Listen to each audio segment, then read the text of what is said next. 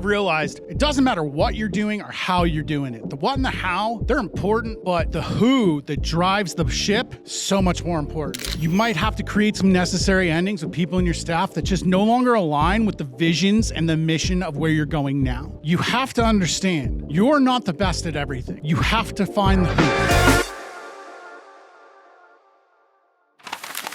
Good morning. Back here, part 3 from Maui. I'm banging out a handful of these because I love doing this shit. Everybody else is at a chocolate factory tour, and your boy, well, I love chocolate. I don't love it enough. I love doing this more, so I'm out here doing this while they're gone. So let's talk about the power of who. And what I mean by who is not the who. We're not talking about Whoville. I know it's Christmas time, not the Grinch. We're talking about who is in your life. We just talked about cutting off the wrong who's. Let's talk about the right ones. What I've realized, especially over the last 6 months to a year, is I've redeveloped my businesses, made them more passive for me so I can focus on the things I love to do, like media. I've realized it doesn't matter what you're doing or how you're doing it. The what and the how, they're important, but the who that drives the ship, so much more important. Because the what and the how, that comes down to execution and having a clear vision. But who is executing that is the most critical decision you're going to make. So you've gotten rid of these shitty people, got rid of the pigeons. You're looking for those eagles. You're looking for those people that want to fly high, that want to crush it. You have to understand, you're not the best at everything. And as a business owner, this is something I have to talk to people about a lot, because when you're a new business owner, you're a jack of all trades. And I talk about this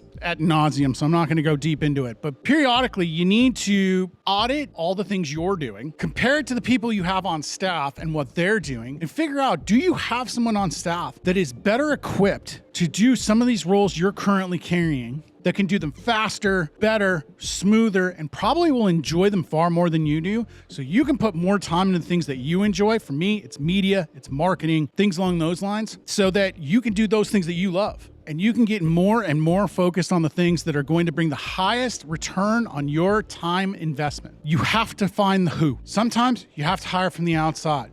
But in my experience, oftentimes the who might be sitting in your current staff.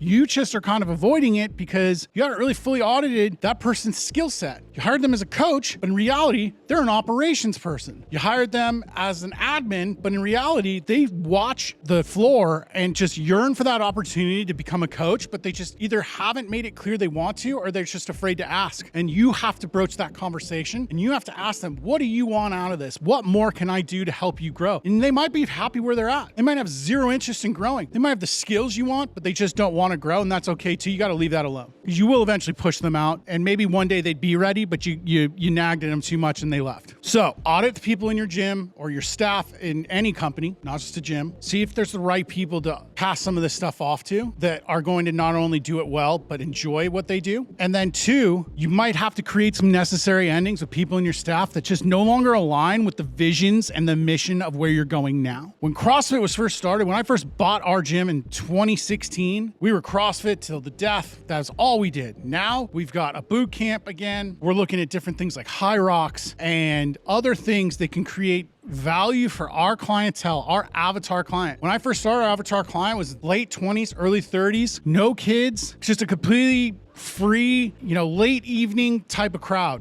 Now it's late 30s to early 50s, parents, their early morning, their evening. Some of them are stay-at-home moms. They hit that mid-morning. They love boot camps. They're not really CrossFit focused, but they enjoy the results they get from it. So we're really expanding into multiple genres in that world because our avatar has changed, which means my staff might not exactly be 100% the right people, the right who's for the what and the how that we have now. And you have to audit that regularly to make sure the right people are getting opportunities, the wrong people are getting moved off the bus, and the bus is moving in the right direction without any drag. I hope that helps. And as always, keep digging in.